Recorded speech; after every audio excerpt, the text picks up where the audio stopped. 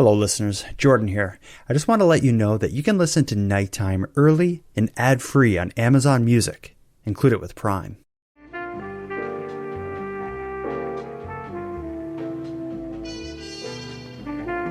You are listening to Canadian Gothic, a series by the Nighttime Podcast.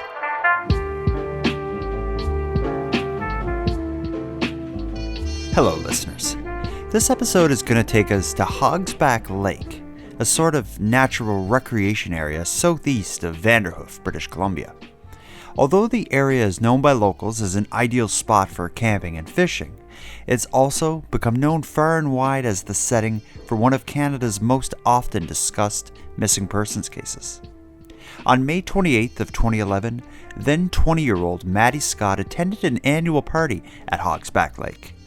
Maddy and her friend Jordi originally intended to camp out and spend the night there together, but some unexpected party attendees and a bit too much alcohol would leave Maddy being left behind to camp alone.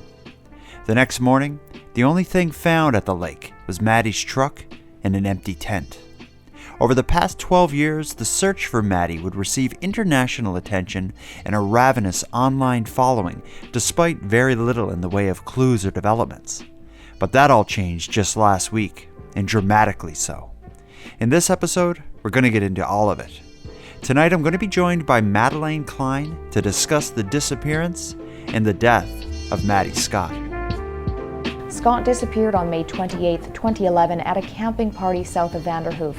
Although her tent and truck were found at the campsite, her keys and her phone have never been located, and she apparently vanished without a trace.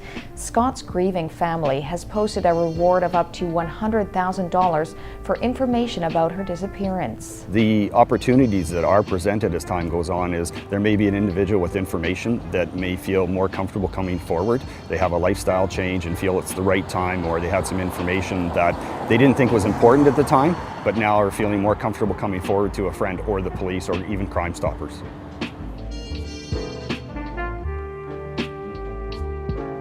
Ms. Madeleine Klein, it's great to see you again. How are you doing? I'm okay. Last week you described me as on death's door, and now I'm just more so like on the porch. So I'm still at his house, but just farther away from the door. Okay. It's kind of hellish here as well. Although I'm feeling like I'm not on death's door, I do feel like I'm living literally in hell, because Nova Scotia, as you may have heard, is being ravaged by wildfires right now. Our weather forecast today it wasn't sunny, it wasn't cloudy, it simply said smoke. And it was accurate. It was 30 degrees outside. There were, I think, 3 separate large wildfires raging in this area of this part of the province, and you go outside and you feel like the heat and the humidity of what's normal, but then you smell something that's like a mix of burnt leaves and burnt tires, and it's so weird.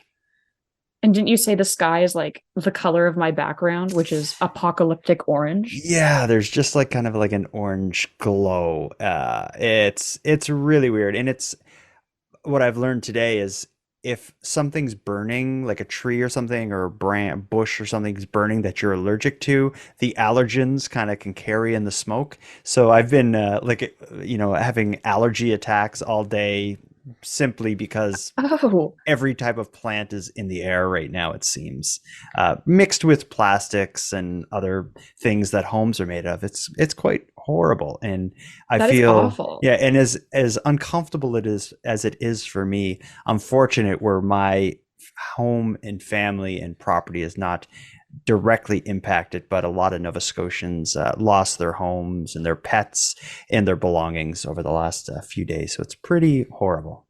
That's so sad. Yeah, well, the forecast is calling for rain this week. We're recording this Thursday night. The forecast is calling for rain this weekend. So I'm hoping that'll at least slow things down, and this will all just go away into the rear view mirror as this other bizarre, dark, tragic thing that happened around here. So, well, and speaking of rain, there's like a severe thunderstorm warning where I am, and it's raining right now. And so if I just like dip in the middle of this, my power went out. Okay. Yeah. So that's where I went. I'll just keep talking. Yep. Well, let's get into it. We got a lot to talk about. We're here to talk about a high-profile Canadian missing persons case, one that has been on my radar, and I had received countless requests to cover this story. I have always planned to, just haven't got around to it. Here we are covering it because A, it's been on my radar, but B, because there's been a major update in this case that we'll get to today. We're going to be talking about the story of Madison, more commonly known as Maddy Scott, who's a 20-year-old woman who has been missing since May of 2011 from an area called Hogsback Lake, which is just outside of Vanderhoof, BC. Before we get into the case, tell me your history with this story. I know you did, I think, a TikTok or a YouTube video about it, but this is more, your side of the country. So I'm sure you know Maddy Scott's case. Well, I hadn't heard of it until I started doing my TikTok journey, my crime talks. And as soon as I started doing those, Maddy Scott was one of the most highest suggested names I got. So yeah, I looked into it, and for such a high profile case, and I would have been 18 at the time of her disappearance, so we weren't too far apart. I'm surprised I hadn't heard of it. Only a couple years younger, only 2 provinces away. Mm-hmm. But yeah, she was a very, very suggested person. Yeah, I think in my case, when I first started podcasting, one of the first cases that I did like an ongoing series covering was the disappearance of Emma Philippoff, who went missing from Victoria, BC. So I had a lot of people from that area knew my show as one that covered missing persons cases. So I think because of that, a lot of people were coming to me, especially in the early days when I was regularly covering Emma Philippoff's disappearance, recommending I try to do the same kind of thing with Maddy Scott. And I just had never got there. But we say it's high profile. It's a case that has been covered by Canadian media. It's been covered by international media. Podcasts have covered Maddy Scott's case.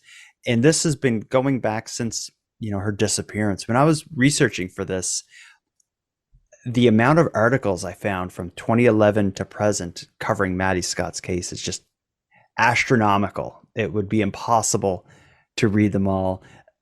Again, I would say quite clearly and quite easily and confidently, I can say Maddy Scott's case would be one of Canada's most well-known and most discussed missing persons cases. Think that's fair? I would say so.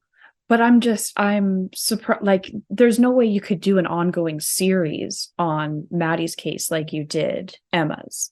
Because although they're similar and these women just vanished, when it comes to Maddy's case, as we'll find out, there's like no evidence. There's no witnesses. There's a little bit of like security footage of Emma, a couple witnesses here and there. But like when it comes to Maddy, she just vanished. Yeah, but there are some people who were close to Maddy that never really gave a full account of their night, at least publicly, that have a lot of people, wanting to hear more from them. There is a lot to this case, and in one way, it's basic and there's not a ton to discuss. But on the other hand, there is, because we'll get into it.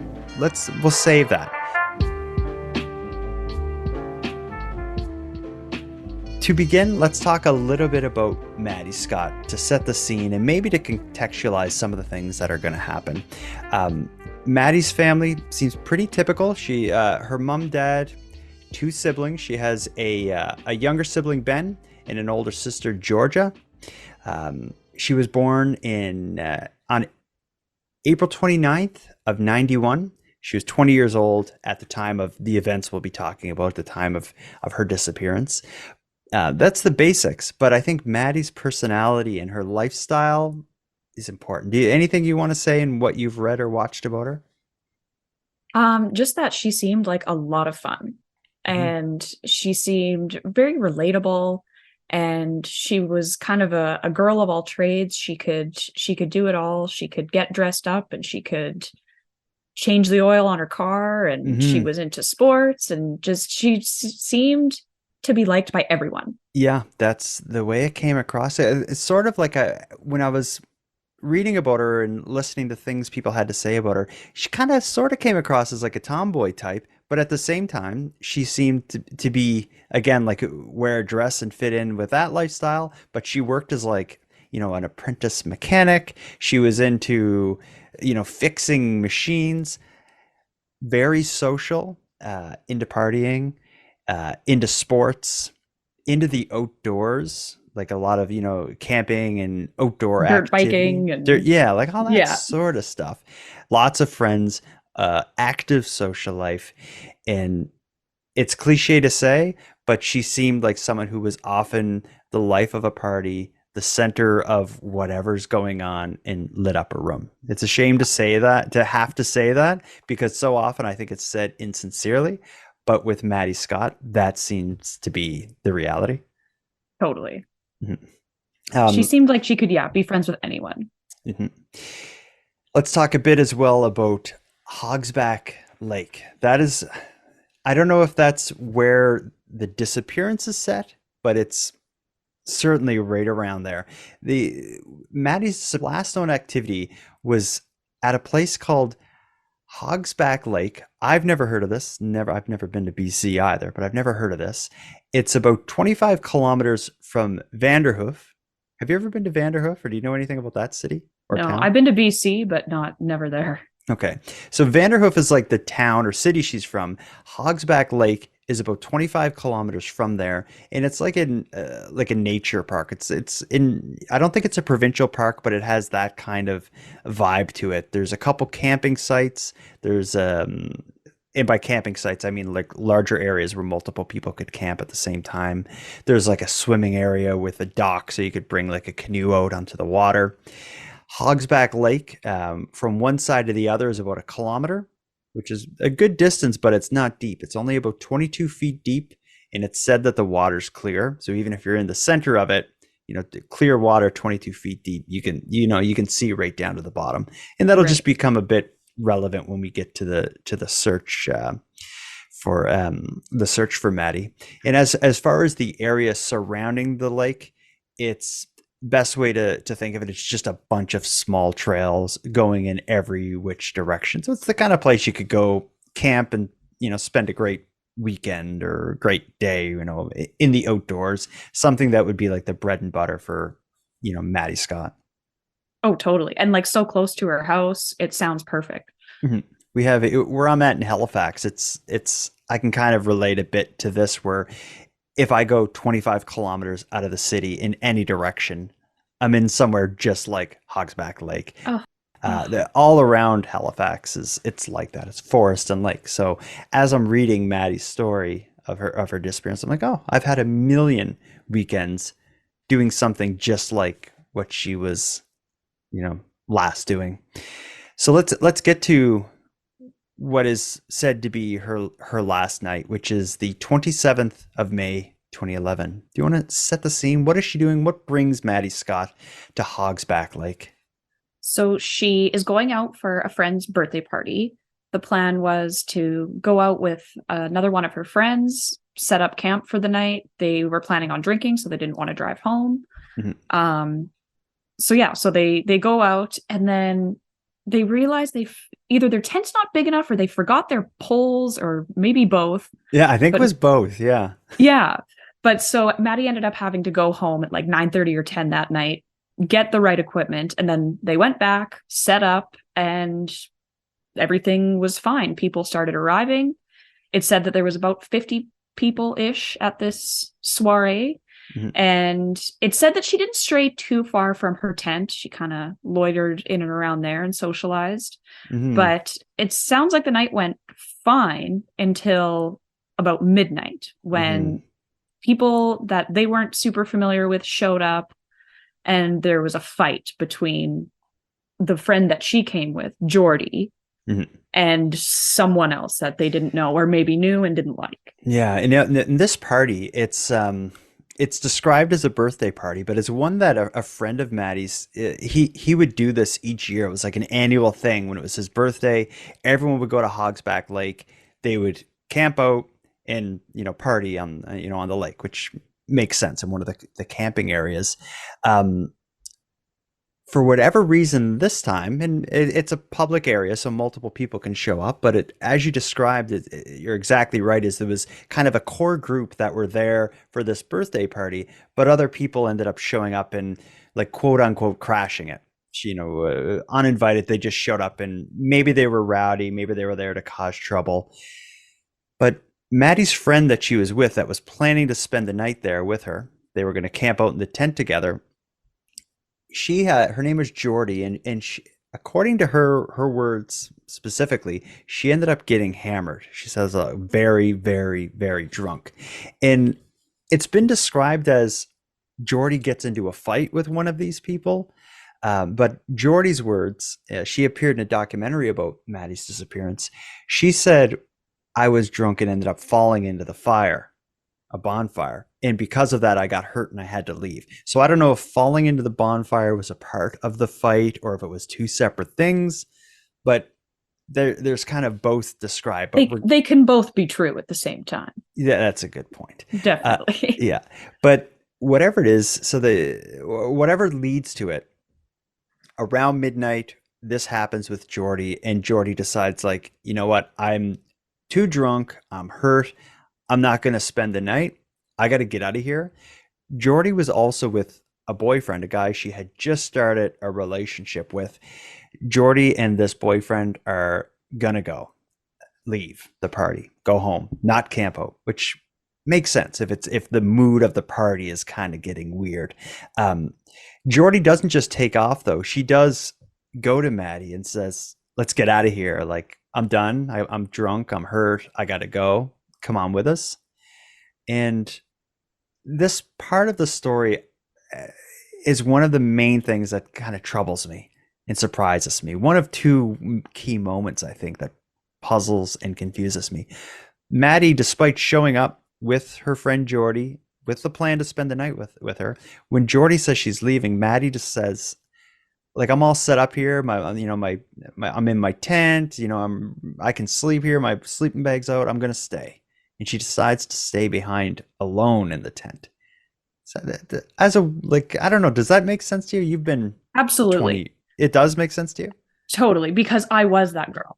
Okay. And we have to, like, hindsight's always 2020, and everyone parties differently. Everyone's a little bit different. Like, I know that, and this would have happened right around my party phase.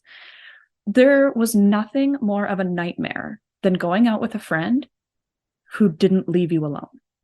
Like, but maybe that's just the way I am. Like, I've gone to parties by myself before. Really? Okay. If no one else wants to go, I'll go. Why not? Right? If my friends want to leave and I'm having fun, leave me here. I'll stay. I don't think, to me, that's absolutely, and especially, like, Maddy was planning on staying. Yeah. If I was set up, I'd be like, yeah, there's other people here. I'm having a fine time. It sounds like she was fairly independent. Mm-hmm.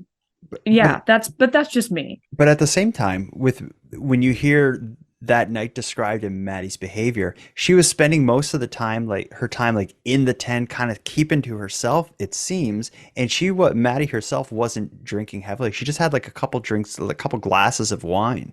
So she wasn't like, I feel like when I hear about Maddy's night, I feel like she was there more like camping out and others were partying. That's how it seems described to me. And that's why I'm kind of surprised that she's like, no, I'm going to stay here. But here's the other thing too, is we did say 50 people were there. By the time Jordi was leaving and by the time Jordi left, the crowd was already starting to dwindle. And there was just a small group of people left when Jordi and her boyfriend left, leaving Maddy.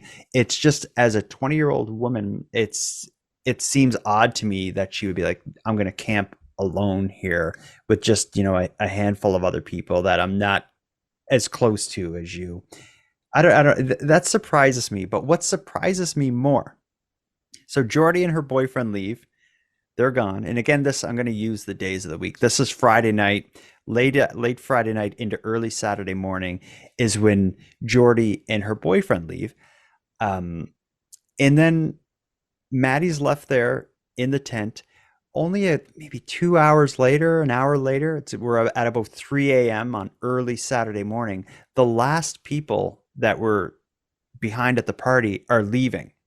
And it's like one last group of people, say 5 people. They approach Maddy in her tent and say, like, we're leaving. We're the last people here other than you. Do you want to come with us? And Maddy again says no. They assume she's staying alone without anybody else by this lake in her tent.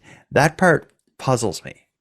I can't picture, no matter how I play it through my head, I can never imagine a situation where I say, yeah, forget it. I'm going to stay here alone without anybody else in the dark. She brought her dirt bike equipment. She brought, like, maybe she had plans for the next day. She wanted to get up, go for a hike, whatever, do whatever she wanted to do. Like, maybe, I don't know, I'm speculating, but that would be a good reason also to stay. Yeah, I could see that. And she did, she wasn't entirely like connected to and married to having to stay there, because they did get there, like Jordi and Maddy got there in Maddy's truck. So Maddy's truck was on the site, parked. Her tent was very close to it. So yeah, she could have, I guess, if things got weird overnight, she could have gotten her truck and got out of there, or the next morning drove home. Or maybe she didn't want to leave all of her belongings because she had been drinking, so she couldn't drive home herself. Oh, that's correct. So why would she want to leave all of her stuff there and go home just to come back the next day? Yeah, and like you said, she had like kind of like equipment related to dirt biking. She had what's described as an expensive camera. I don't know how expensive, but there was a camera in her truck. And she had her, a nice tent and camping equipment there. So yeah, I could see that.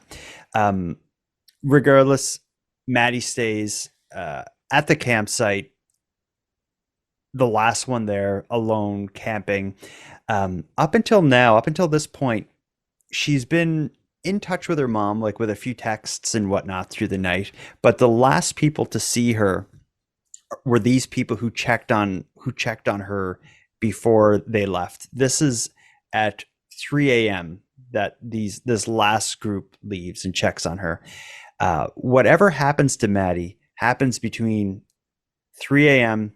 and 8:30 a.m. on that early Saturday morning. So again, Friday night was the party. Early Saturday morning is when Jordi leaves. Then that last group leaves and checks on Maddy. At 3 a.m., she's last seen saying, I'm going to stay here in my tent. I'm all good. See you later, everybody. At some point between 3 a.m. and 8:30 a.m. Saturday morning, she leaves. She is no longer in that area. We know that because at 8:30 a.m. that Saturday, like I guess probably 8 or 9 hours after Jordi left, Jordi returns to Hogsback Lake, both to check on Maddy as well as to collect the stuff she left behind. Again, Jordi was drunk the night before, got in the fight or whatever happened, leading to her falling into the fire. She left with her boyfriend, but she comes back 8:30 a.m. that Saturday to collect her stuff. Can you tell us what she finds when she arrives? So she finds Maddy's tent open, unzipped, and then when she gets into the tent, all of Maddy's stuff, and her stuff, I'm assuming, has been pushed to the side of the tent. Jordi didn't think anything of this. She collects her stuff and she goes. Which, this is another part where red flags have been raised to people. Again, hindsight's 2020. Maybe she got up to go pee. Maybe she got up early to go for a hike. Yeah. I don't think who knows? I don't think I would have been too worried about that. It'd be different, you show up and you see blood or something. That makes sense. But if I showed up and the tent was open, I just wanted to grab my stuff. I would assume she went for a walk, probably has a coffee in her hand or something. And, I think I would text and call though, like try to reach her. You'd think. At least I think I would as well try and at least touch base. Yeah. Or be like, hey, I was just there. I grabbed my stuff or whatever. Yeah. And we don't need to make any secret about it. There's a lot of, if you read about this case online and the various groups discussing it, a lot of people have some harsh questions and heavy questions for Jordi. And there's a few reasons why. And one is her behavior over that over this day primarily, but we'll get to a few things. But Jordi shows up at 8:30, gets her stuff, doesn't find Maddy, and leaves. The next person who shows up on the scene, just about 2 hours later, at 10:30 a.m., Garrett, who is the guy whose birthday it was, and he's the one who every year has this birthday party. A part of that, he shows up the next day and he cleans up. So he's like a responsible user of this park. So he'll arrange the party for his birthday. In this case, it was Friday night. Saturday morning, he shows up. He collects any beer bottles left behind. Just makes sure everything is just the way it was before the crowd showed up. This sounds like a good guy. Well, when you're camping, what do they say? You leave it better than how you came, or something like that. Something like that. You leave the site better than how you showed up. I tell my kids that about the living room. They don't listen. But when Garrett shows up, 2 hours after Jordi was there, he sees Maddy's tent, except now it's zipped up. So I'm assuming Jordi takes her stuff and zips up the tent, which makes sense because you wouldn't want bugs and stuff in your tent. So that's my way of thinking too. I'm thinking Jordi probably just zipped it up before she left, because Jordi found it open. Garrett shows up, he finds it zipped up, which leads him to assume Maddy's inside sleeping. Which I think also isn't a stretch. Yeah. Yeah, reasonable. So he does his little cleanup, whatever he does, assumes that she's in that tent sleeping, and then he leaves at 10:30, little after 10:30.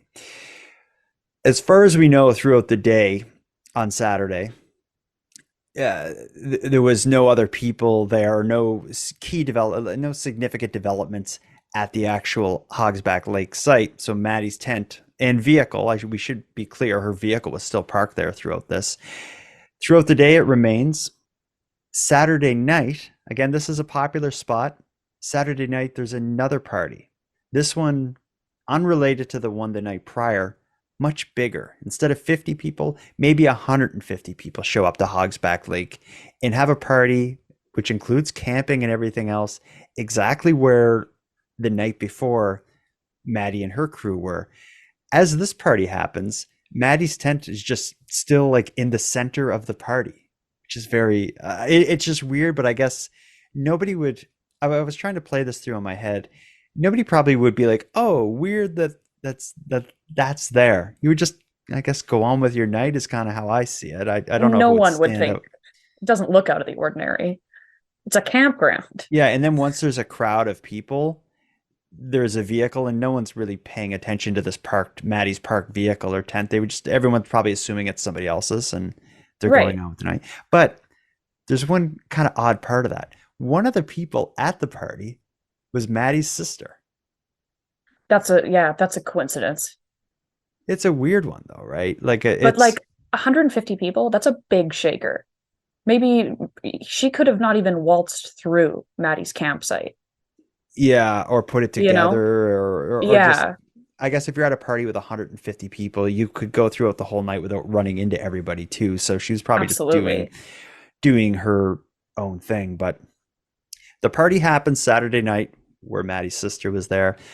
Some point throughout the night, the tent remains the whole night, Maddy's tent. At some point throughout the night, the tent is collapsed, which I guess if you have a tent in the center of a party of 150 people, it's no surprise that someone knocks the tent over or falls into it. Yeah. Whatever the case. But at some point throughout the night, the tent is collapsed. The party goes on. The next morning, though, is where things start happening. So Sunday morning, again, Maddy was last seen in the early hours of Saturday with that last group at 3 a.m. checking in on, asking if she wanted to leave. She didn't. Come Sunday, Maddy's mom is starting to think, like, oh, that's weird that we haven't heard from Maddy. I was texting her Friday night when she was at the party. I haven't heard from her all day Saturday. Maddy's mom had sent some texts and tried to call Maddy, but it seems like Maddy's phone is either off or dead throughout the day Saturday, which doesn't immediately make Maddy's mom Dawn panic or anything. Maddy's out in a kind of a wilderness area, which would have spotty reception and not a lot of opportunities to charge your cell phone battery. Again, Maddy is an independent, kind of outdoorsy person. So I could see her mom, and she's 20. I could see her mom giving her the day of Saturday without, worrying too much. But come Sunday, she's thinking like, weird, I haven't heard from her. I should check with Jordi's mom and see if Jordi's mom heard from the girls.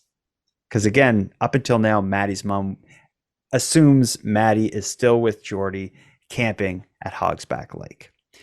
She calls Jordi's mom, and this is where things start to obviously start to raise an eyebrow. What happens when she calls Jordi's mom?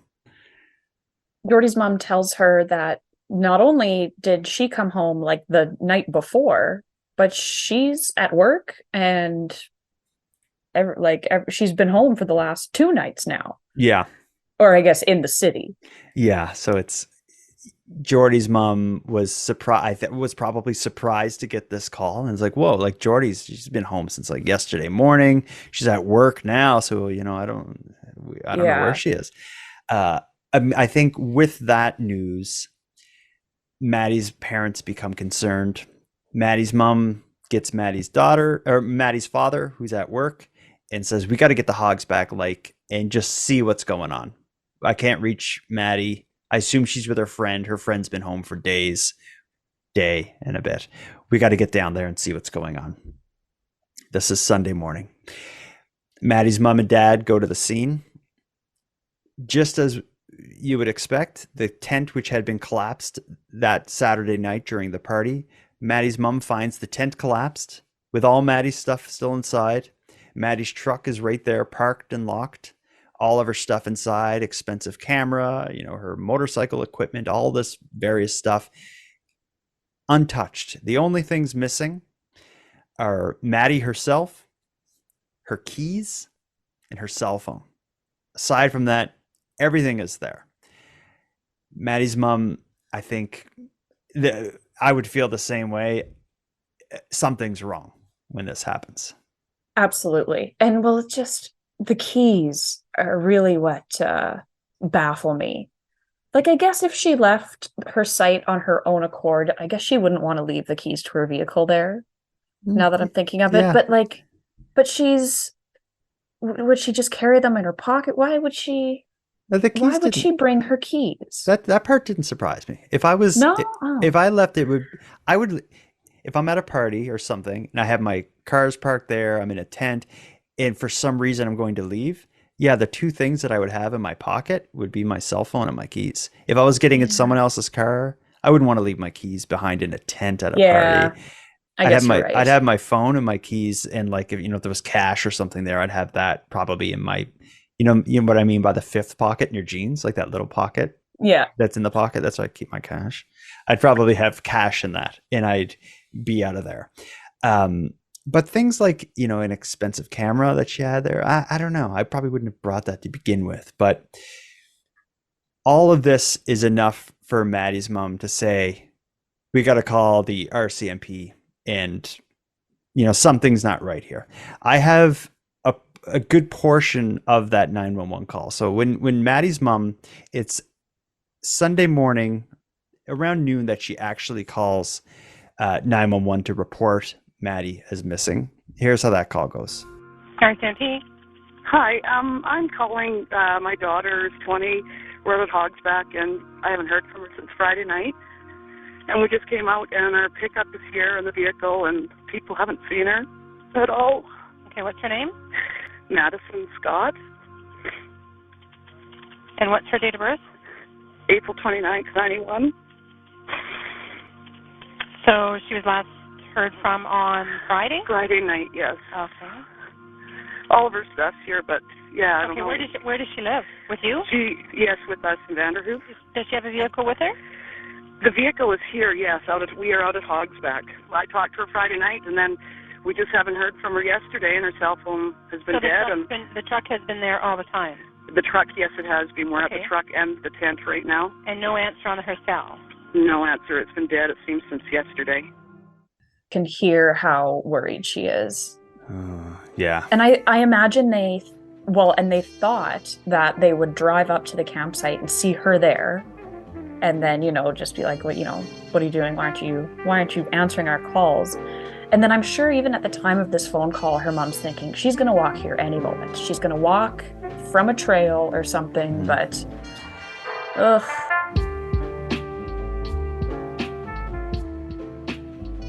I think seeing the tent knocked down would freak me out a little bit, but there was, according to Maddy's mom, there was no sign of obvious sign of a struggle. It just looked like it was knocked over. It's not like things were all thrown about and stuff.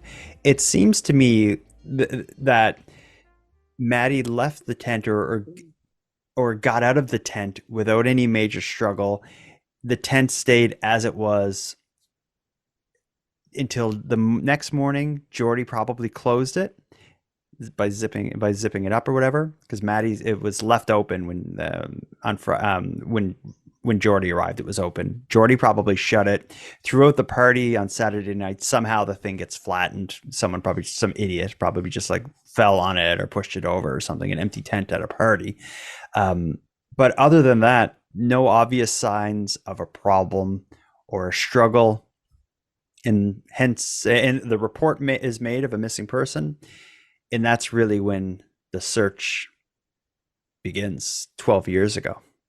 And when I say the search, this is known as one of, I don't know about Canada's, but at least one of British Columbia's most intense, all-encompassing, far-reaching searches for a missing person.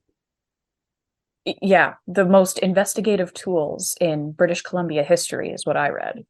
The most investigative tools used. Yeah, and to get a sense of the scope, the party that Maddy was last at, there was about 50 people there. Every one of them was polygraphed and interviewed by RCMP. And then the next night, there was 150 people at the party, all of which were interviewed and polygraphed by the RCMP. I was so surprised when I heard that. It's great, but yeah, that's some investigative work right there. Yeah. Well, when some of these cases, we talked earlier about the Emma Filipoff disappearance. I'm just going off the top of my head, but I think there was 6 or 7 people polygraphed in that case. And that was oh, wow, they're really looking at people to do almost 200 of them. And now, that said, polygraphs aren't admissible as evidence in Canada. So even if you fail a polygraph, it's not oh, you're guilty and they throw away the key kind of thing. But they do use it as a tool in an investigation. Police have said that everybody at the parties, both parties, were cooperative. Everybody's polygraphs came back as you would expect, that, quote unquote, passed the polygraphs. And the RCMP has even said that they don't believe that any of the people involved in the parties were involved in Maddy's disappearance. I think that's kind of that the fact that they would say that is right. That just adds another layer of what? It's just the way this all happened is, if none of the 200-ish people involved in both parties are involved, what happened? Mm-hmm. That's unheard of. Yeah. And then aside from, when someone disappears next to a lake in a kind of a national park kind of thing, in a nature area, of course, there's going to be a large search in that area. Cadaver dogs, ground searching on a grid, divers in the water. I had mentioned that Hogsback Lake at its deepest is about 22 feet, but it's a pretty clear body of water. They've ruled out her being in that body of water. They don't consider that was a case that had happened. They searched the entire park on a grid and found no evidence of anything. In fact, it led them to, the RCMP have even stated they believe she left in a vehicle and not on foot, because there's no evidence of anyone walking out of there. That said, there are a whole bunch of trails, so who knows, but they were confident enough to say publicly, we believe she left in a vehicle. Well, and she had enough time to gather her phone and her keys. Mm-hmm. So to me, that tells me she knew she was leaving for a bit, but probably had every intention of coming back shortly. Which leads to the question of what the hell happened to her? Where did she go? Who took her? And I should say, police have said, again, from very early on, although there's no sign of a struggle on the site, they believe and suspect that there to be foul play involved, as opposed to misadventure. Because if I had heard someone went it disappeared while camping, I think, oh, they fell and banged their head, or they fell into a body of water, or a bear attack, these sorts of things, because that happens. But there would be evidence left behind, like a bear doesn't just quietly pull you off without no. And it would be very easily found evidence, especially because they had like infrared helicopters and cadaver dogs and massive search parties on foot. And yeah, it's not plausible for something like that to have happened.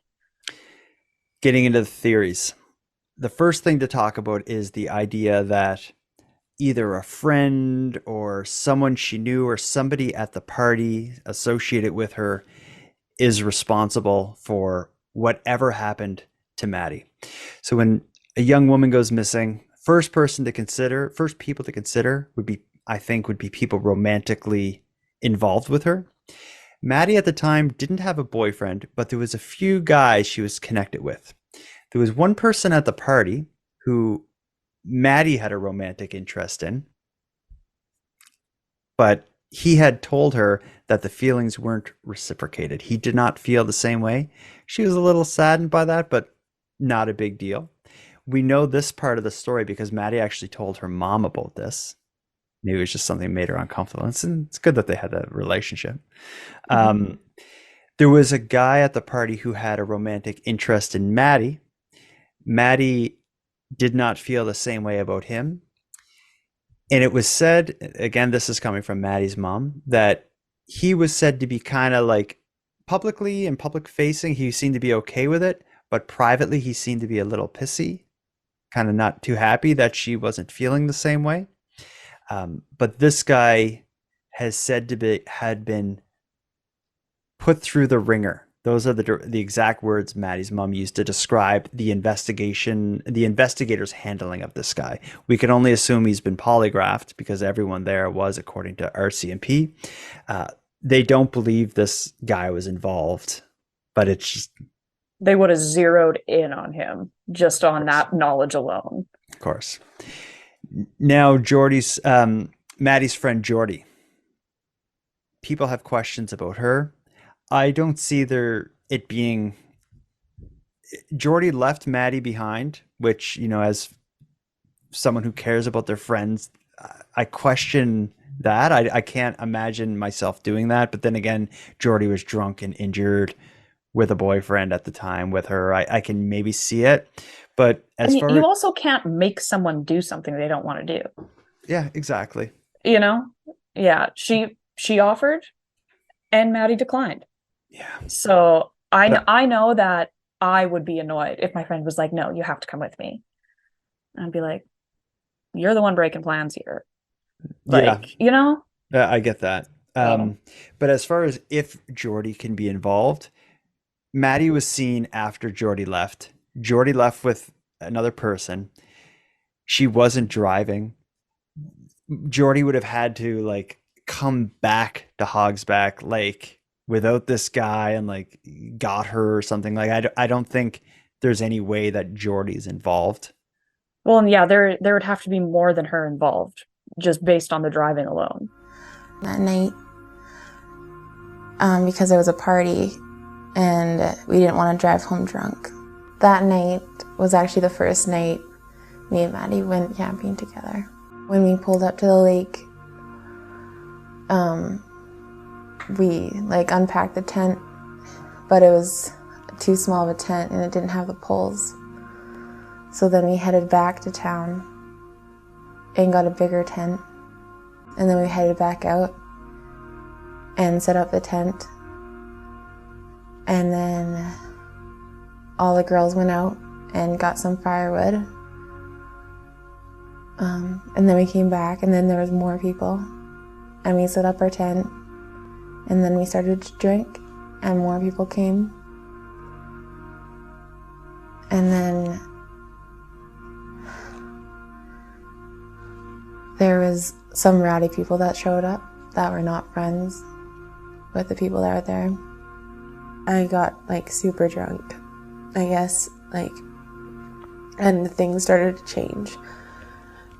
And like more people started to show, and then I fell into the fire, and that's why I left. By the time I left, there was around 5 people left. She like was kind of like, no, like don't leave, like, but she was already in bed, and I was just like, well, like I can't, like I need to go, like I'm just super drunk. When I went back to Hogsback in the morning, I found like the tent door open, basically, and like everything was just around in the tent, like spread it out, like pushed to the side, and like that was it. I feel horrible that there's no trace of Maddy after 2 years, and like I regret everything. I should have stayed, even if I was hurt. If I could go back in time, I would change it all. I would stay there. Maybe I could possibly have helped her.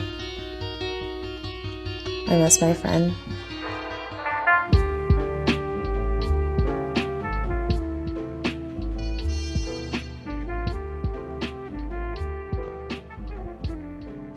One other name will come up a lot if you're reading about this case. I've heard it, the pronunciation, I've heard it Bjorn and Bjorn.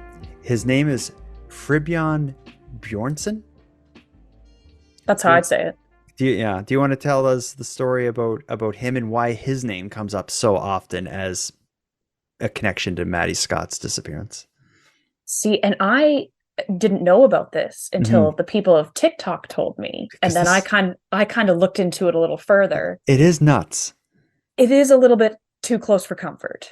So this Bjornsson, I guess the last name was, I believe he was 28. He was a little bit older, but he was a 28-year-old guy that it was said Maddy was dating or had been dating. That's still speculated. Let's just say romantically linked, because that's pretty bad. Sure. Yes, romantically involved. So yeah, it said that they had a connection at one point. And then on February 3rd, 2012, this guy's decapitated head was found on a vacant lot in it's escaping my mind right now. Fort St. James. Fort St. James. I was just going to say Fort James, and I was like, that's not right. Yeah. So it said that this guy had a known struggle with cocaine and gang ties to this reserve on Fort St. James, or in Fort St. James. And yeah, so in February of the next year, his decapitated head was found. Yeah, not even a year later. Right. So just his head was found. The rest of his body has never been recovered. And this is also a case that, like, no one's come forward with any information. No one really knows what happened and when, but it's just, RCMP has said that there is no connection, but it's just a little because we're kind of in a rural area. It's not like we're talking about a city of 1 million people or something that this happens to 2 people. But Maddy Scott's mom has ruled out any connection between him and his death and her disappearance. Maddie's mom says that it's a small area. They played on the same sports team, so they did have a connection, and it wasn't unusual for them. Everybody in this area was connected because it's such a small space. Exactly. But I think what led to a lot of people considering his murder and Maddy Scott's disappearance is actually, we had talked early on about this case getting a lot of media coverage. There was an episode of 48 Hours, like the American TV show. Jordi was interviewed on it, and Jordi's the friend Maddy was supposed to camp with. And Jordi had brought up this guy's name and talked about how he was trouble and kind of bad news. And it just seemed like it was brought up in passing, but during an interview, but the way it appears on screen when you watch the 48 hours, they kind of like lean on like this guy could be a suspect. And I could see why when it's kind of a salacious story, and then he was decapitated a year later. I could kind of see that, but investigators and Maddy's mom don't believe he's involved. It's just a crazy kind of coincidence, I guess, if he isn't. Well, and one of the biggest speculations I've heard about this was he's not the one that did it. He had a drug debt, and Maddy is the one that they took. That's the theory. So that's a theory, yeah. But still, it's a stretch for sure. Aside from all the people, there's also the opportunity for a stranger. Maddy's a young woman in a tent on a lake outside of the city. People can go to that lake that aren't invited to the party. They can just show up. So it's, there is some, and then there was also people who arrived at the party that weren't immediately connected to this social group. So there would have been some other kind of people around. So it could have just been a nobody that was connected to the party that way they wouldn't have been interviewed and polygraphed and stuff. But there's not really anybody that comes up as a person of interest. What does come up a lot though is the whole Highway of Tears side of the story. For people who are unfamiliar, you can probably describe it better than me, but the Highway of Tears is the name for a stretch of highway that is statistically disproportionate amount of missing and murdered Indigenous women. And when I say statistically disproportionate, I mean like by a long shot, to the point that they named this place, this area, this stretch of road, the Highway of Tears. And for like decades, there's signs that say like women don't hitchhike. It's bizarre over there. Mm-hmm. Well, it's because service is so spotty and travel, like transportation isn't very accessible there. So lots of women from surrounding reserves hitchhike, and many go missing. Yeah, and it's I found this interesting. One of the things that I watched in preparation for this is John Lorden, who's been on this show on Nighttime before. He has a YouTube series called Brain Scratch, which looks at unsolved murders and missing persons cases. He did a series about Maddy, and he had spoke to Maddy's mom for it. And she had talked about going to lengths to prevent people from linking Maddy's disappearance with the Highway of Tears cases. And the main reason for that is, like, I think when a case is linked to the Highway of Tears, there's a certain kind of criteria beyond just the actual geographic area. It looks at things like, the missing and murdered Indigenous women and girls crisis, and, what circumstances that lead to allowing that to happen in Canada. And aside from the only thing that would connect Maddy's disappearance to all of those cases that form the Highway of Tears cases is just the geographic area, but not all of the other criteria, I guess is how I would put it. It's only in close proximity to it. So 12 years passes. Maddy disappears in 2011. There is no significant leads, no discoveries. There has been an incredible amount of discussion and discourse, awareness, billboards, news coverage. I think every year on the anniversary, there will be articles and coverage on CBC and across the country. Without any updates, Maddy was last seen on May 28th, 2011. On May 28th, 2022, the RCMP even released kind of a 12-year awareness kind of thing, like a video just describing the case, pleading for more information. They released that video, and then only hours later, they announce a major development that certainly changes this case and blows it wide open. I'll play a news clip that explains the update, and then we'll talk about it. It's a missing persons case that has been hanging over northern BC for more than a decade. Maddy Scott was last seen in May 2011, yet her face is still seen on billboards plastered around Vanderhoof, a constant reminder of a mystery left unsolved. The investigation drew international attention, even featured on the CBS show 48 Hours. And now, 12 years later, a major development in the case. We have discovered Madison, have confirmed through BC Coroner Service that it is her. Mounties have executed a search warrant sweeping a rural property on the east side of Vanderhoof.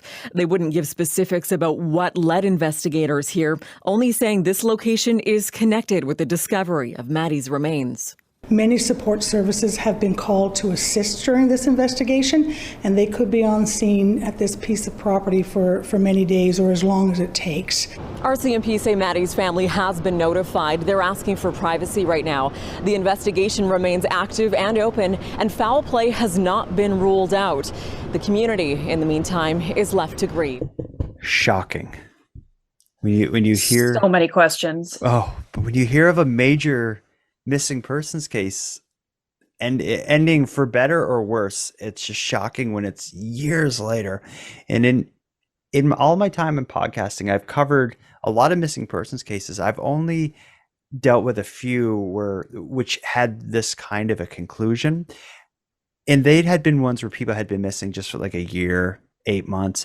To go 12 years and then a discovery be made, it's just unimaginable what this family must be going through right now. And again, it's only unanswered questions. They have Maddy's remains, so they know that she's not alive and she's not going to be found alive.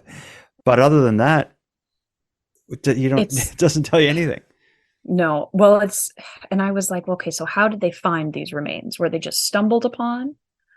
But I think because they released that video or press conference or whatever it was on the Saturday, I think somebody called it in.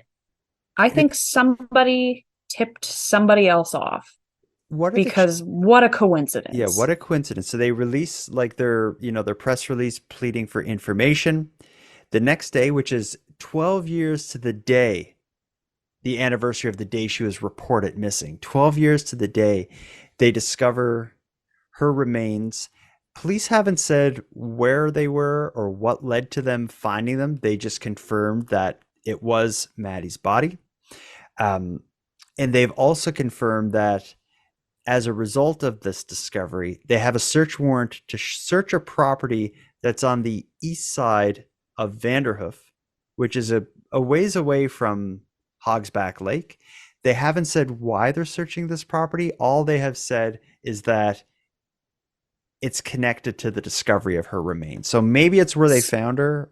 I was just going to say, so I was under the impression that's where they found her. But if nothing's been confirmed, I can't make that. They're being clever assumption. with their words. They say it's connected to the what they have said is it's connected to the discovery of her remains. So that could mean it's where they found her. It could mean we found her on, the cottage of the guy who lives at this house, Right. It's in some way it's connected to her.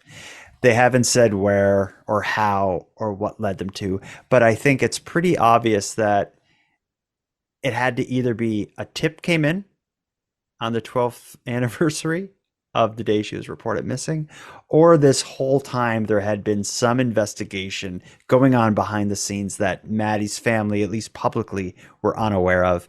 And it just so happens that the discovery is made on this kind of like significant anniversary. I guess it's stranger things. Yeah, it's a 1 in 365 chance that you're going to that it's going to happen. It just seems like hours. They have said it was hours after that video was released pleading for information.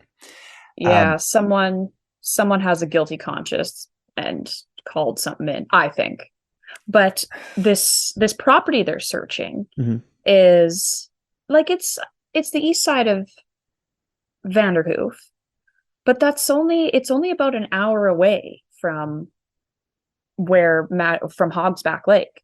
Yeah. So how long was she there? Was this an area that was originally searched? Because the search was massive. Yeah, but I don't think it would have gone this far. Past Vanderhoof. Like actually a foot search at this point, I don't think would have happened. That's true. At that distance, but I think it just backs up their theory. They believe that Maddy left Hogsback Lake by vehicle. This distance isn't something she would have walked. So it seems like she ends up where, yeah, I guess it's probably best to talk about this place as if that's where her body was found, because I guess that would make sense. But well, let me think about this. In order to search and find her body, they would have needed a search warrant then. So if she was found at this site, they would have already had a search warrant. Oh, I guess there's probably other ways they could have found her without the search warrant, though.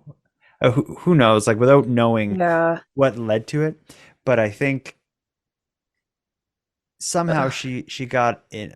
It's hard to say because we don't know, but I wonder how she could have ended up somewhere else that night, and leaving by car, either being forced into a car, or maybe there was someone she knew that she had planned to meet up with. Like, she was on dating sites and stuff. Right. So there would have been conversations she was having with people that she wasn't telling her mom and Jordi about, even possibly. So I played it through in my mind, and I'm thinking, like, could it be that the reason she didn't want to leave the campsite is because she was hoping to meet someone else there, like throughout the night? Someone was planning to meet her, and like that could make sense. And they looked at her phone records. What kind of discounts that a bit, though, is her phone records were examined. She only had one incoming call that night. It was before midnight, and they know the person that called, he had been investigated and he had been ruled out. It's like a friend of hers, that someone that Maddy's parents knew even. So there was no like evidence on the phone, but then again, there's a million ways to chat with people that it doesn't show. She could have been using WhatsApp, or I was thinking even, what if she got into a car with a woman? Maybe she wanted to, I don't know, go get food or something. I don't know. What if she was approached by a woman and trusted her and got in? We hopefully will find out, but we may never know. Yeah, I don't know. I think we're gonna know. I think if it's at the point that they found her body, they didn't just stumble upon it. Someone's talking. No. I guess. Hey. Yeah, it'd be different if it was just like, we were searching as we always do and we just found her. That's, I would say we never know. If it gets to the point where like we got search warrants, we have her body, it's like someone's telling them something, and it's, and when something happens, if more than one person knows, if person A did something horrible and person B knows about it, person B may not talk because they're married to person A, but over the course of 12 years, even that marriage could break down. And well, you know what they say, 3 people can keep a secret if 2 of them are dead. So yeah, it's true. And at this point, that's what I'm thinking has happened. I'm thinking more than one person knew what happened, and over the course of these 12 years, relationships changed to the point that someone's like, you know what, I'm not keeping this person's horrible secret. The things in the news, it's the 12th anniversary of Maddy Scott's disappearance. Call Crime Stoppers. Maybe they're like, F this, I'm calling Crime Stoppers. I think I know where she is. Well, and I'm curious I hope that they can figure out a cause of death, and I know that they can determine like how long she has been there or been deceased. When they determine like date and how long someone's dead, I don't know if they can go to the day. I think it's like, in my mind. No. Yeah, in my mind, I think whatever happened to Maddy happened within a couple hours of, like, between 3 a.m. and 8:30 a.m. when Jordi showed up back at the tank. You're absolutely right. I think it all happened there. And I think it was someone that she knew and she got into that vehicle willingly. That's how I see this happening. But I think detectives know at this point what happened. And it's just a matter of them proving it. And that's the only logical explanation. Yeah. She wouldn't have gotten into a car with a stranger. Like, yeah, it's sad. Yeah. But I wonder what actually happened. I would love to know, like, if we knew what led to the discovery, I think we would know. Well, what's going. Yeah.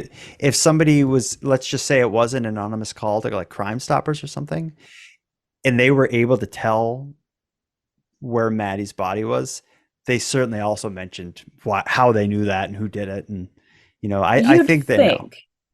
I don't. Yeah, they insure your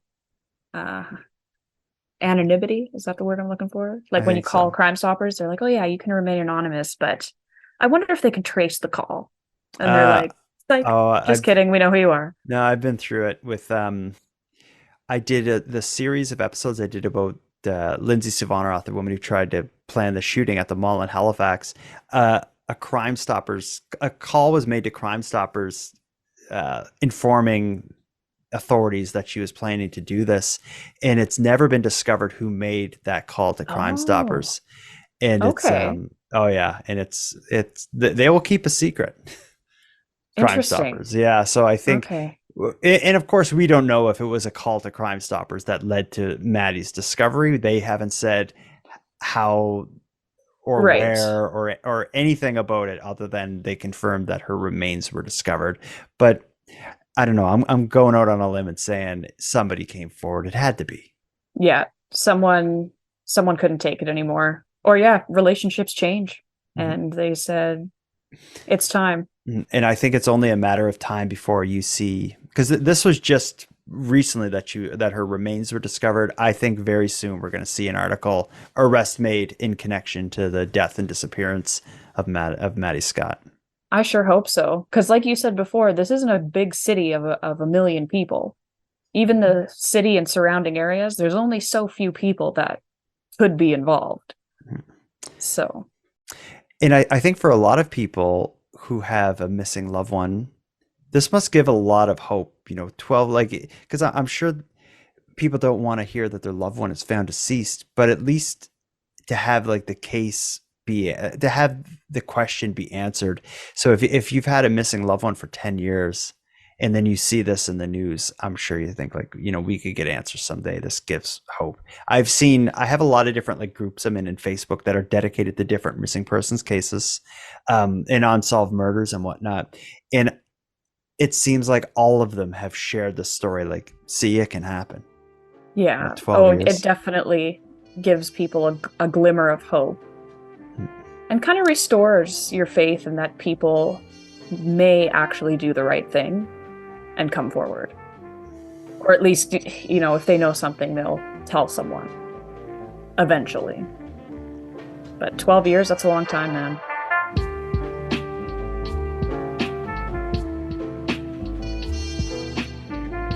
I want to thank you for joining Madeline and I for this episode of Nighttime.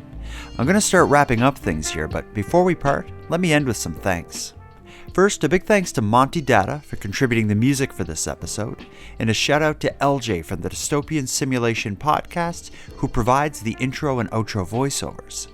But lastly, and most importantly, a massive thank you goes out to every one of you listening to Nighttime, as without your interest and your support, this show would be as pointless as it would be impossible. And on the topic of support, let me thank the newest subscribers to the Nighttime Podcast Premium feed.